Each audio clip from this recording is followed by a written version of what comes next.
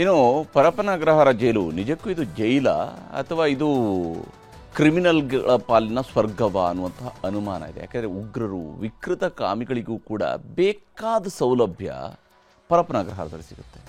ಜೈಲಲ್ಲಿರುವಂತಹ ಕದೀಮರಿಗೆ ರಾಜಾತಿಥ್ಯವನ್ನು ನೀಡುತ್ತಿರುವಂಥದ್ದು ಮತ್ತೊಮ್ಮೆ ಬಯಲಾಗಿದೆ.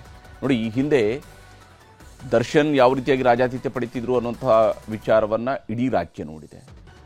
Rowdy ಶೀಟರ್ಗಳು birthday ಆಚರಿಸ್ತಾ ಇರುವಂಥದ್ದು, ರೌಡಿಗಳು ಬರ್ತ್ಡೇ ಆಚರಿಸ್ತಾ ಇರುವಂಥದ್ದು, ಇವುಗಳನ್ನು ಕೂಡ ನೋಡ್ತೀವಿ. ಈಗ ಐಸಿಸ್ ಉಗ್ರನಿಗೆ ಫೋನ್ ವ್ಯವಸ್ಥೆ ಮಾಡಿದ್ದಾರೆ. ವಿಕೃತ ಕಾಮಿ ಉಮೇಶ್ ರೆಡ್ಡಿ ರನ್ಯಾಗೆಳೆಯ ಹೈಫೈ ಜೀವನವನ್ನು ನಡೆಸ್ತಾ ಇರುವಂತಹ ವಿಡಿಯೋ ಜೈಲಿನಿಂದಲೇ ಹೊರಬಂದಿದೆ.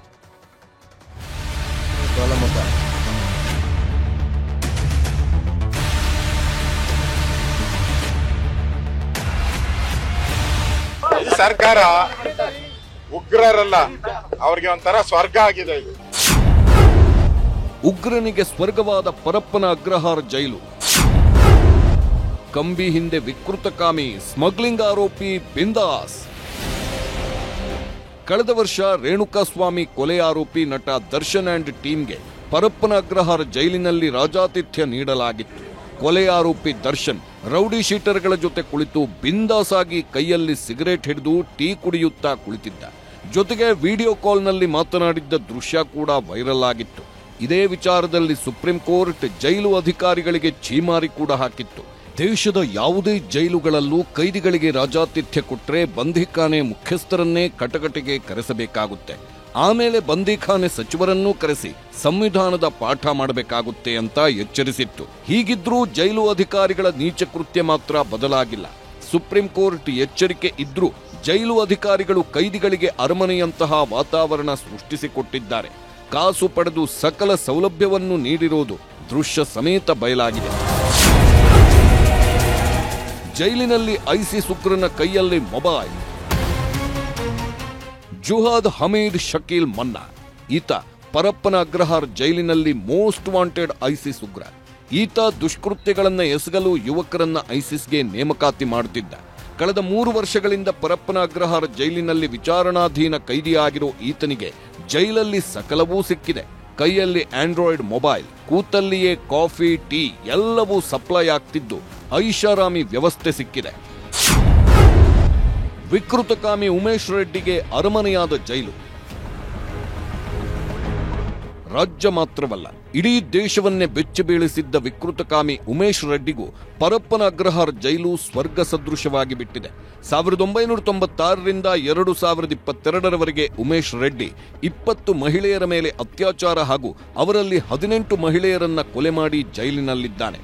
ಆರೋಪಗಳು ಸಾಬೀತಾಗಿ ಸುಪ್ರೀಂ ಕೋರ್ಟ್ 30 ವರ್ಷಗಳ ಕಠಿಣ ಶಿಕ್ಷೆಯನ್ನೂ ವಿಧಿಸಿದೆ.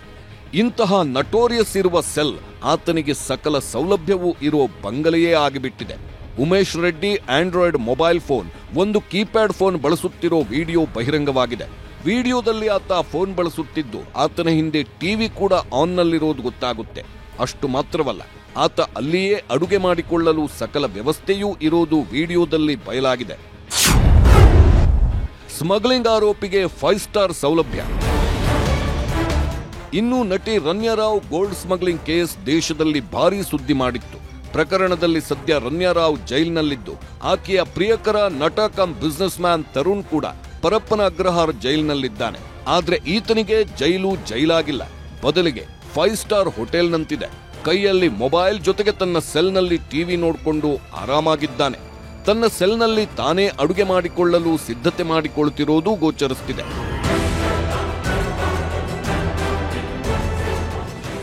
ಇನ್ನು ಬಿ ದಯಾನಂದ್ ಕಾರಾಗೃಹ ಮತ್ತು ಸುಧಾರಣಾ ಸೇವೆಗಳ ಇಲಾಖೆ ಎಡಿಜಿಪಿಯಾಗಿ ಬಂದ ಬಳಿಕ ಜೈಲಿನಲ್ಲಿನ ಅಕ್ರಮಗಳು ಒಂದೊಂದೇ ಬಯಲಾಗ್ತಿವೆ.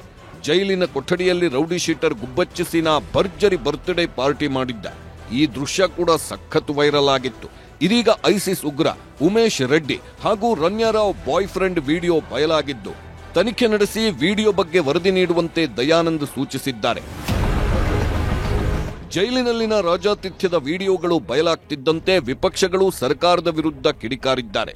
ಉಗ್ರರಿಗೆ ಕರ್ನಾಟಕ ಸ್ವರ್ಗವಾಗಿದೆ, ಜೈಲುಗಳಲ್ಲೂ ಕೂಡ ಫ್ರೀ ಮೊಬೈಲ್ ಬಳಕೆಗೆ ಅವಕಾಶ ಇದೆ ಅಂತ ವಿಪಕ್ಷ ನಾಯಕ ಆರ್ ಅಶೋಕ್ ಕಿಡಿಕಾರಿದ್ದಾರೆ. ಸರ್ಕಾರ ಉಗ್ರರಲ್ಲ, ಅವ್ರಿಗೆ ಒಂಥರ ಸ್ವರ್ಗ ಆಗಿದೆ. ಇದು ಕೊಲೆ ಆರೋಪಿ ದರ್ಶನ್ ಸದ್ಯ ಒಂದು ದಿಂಬು ಹಾಸಿಗೆಗೂ ಪರದಾಡ್ತಿದ್ದು ಇವರು ಮಾತ್ರ ಬಿಂದಾಸ್ ಲೈಫ್ ಲೀಡ್ ಮಾಡಲು ಅವಕಾಶ ನೀಡಿದ್ದಾರೆ ಅಂತ ದರ್ಶನ್ ಫ್ಯಾನ್ಸ್ ಆಕ್ರೋಶ ಹೊರಹಾಕ್ತಿದ್ದಾರೆ. Bureau report, news 18.